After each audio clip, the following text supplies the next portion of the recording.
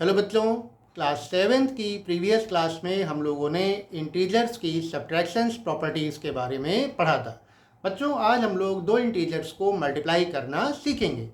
बच्चों, दो इंटीजर्स को मल्टीप्लाई करते समय हमारे पास ये चार तरह की सिचुएशंस आ सकती हैं।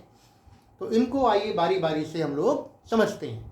बच्चों, पहली सिचुएशन है multiplication of two positive integers, यानी हमारे पास दोनों इंटीजर्स पॉजिटिव हैं तो उन्हें कैसे मल्टीप्लाई करेंगे, आइए देखते हैं।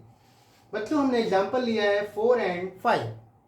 तो 4 भी पॉजिटिव इंटीजर है और 5 भी पॉजिटिव इंटीजर है। अब इनको हम मल्टीप्लाई करेंगे 4 मल्टीप्लाइड बाई 5।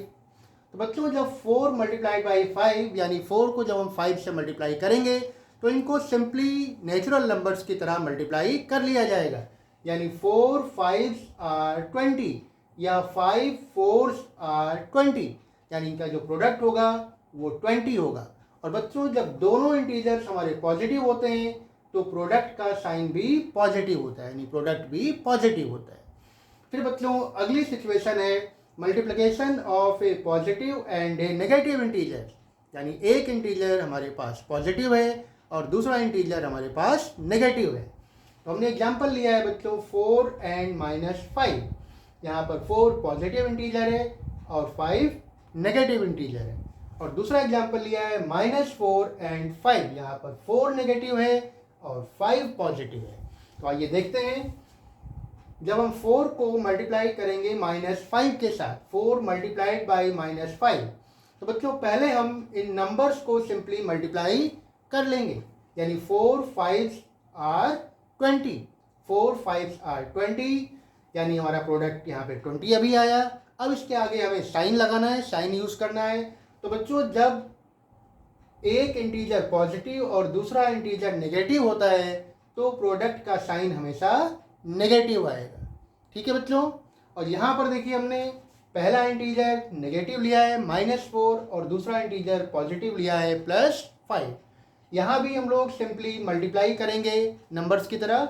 4 5s आर 20 और साइन क्या यूज करेंगे, जब एक इंटीजर नेगेटिव है और दूसरा इंटीजर पॉजिटिव है तो हम साइन यूज करेंगे नेगेटिव, यानी माइनस प्लस माइनस।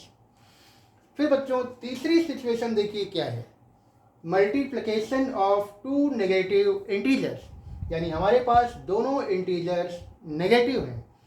ये -4 है और ये -5 है और इनको हम लोग मल्टीप्लाई करने जा रहे हैं। तो इनको पहले सिंपली नंबर्स को पहले मल्टीप्लाई करेंगे, यानी 4 5s आर 20 या 5 4s आर 20। फिर इनके आगे हम लोग देखेंगे कि 20 के पहले क्या साइन यूज किया जाएगा।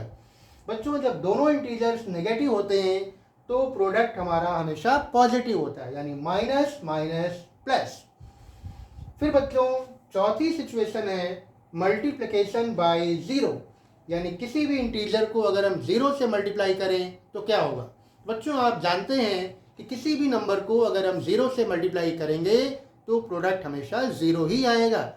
तो बच्चों, अगर हम किसी इंटीजर को 0 से मल्टीप्लाई करें, यानी 3 मल्टीप्लाइड बाई 0 तो 0 आएगा।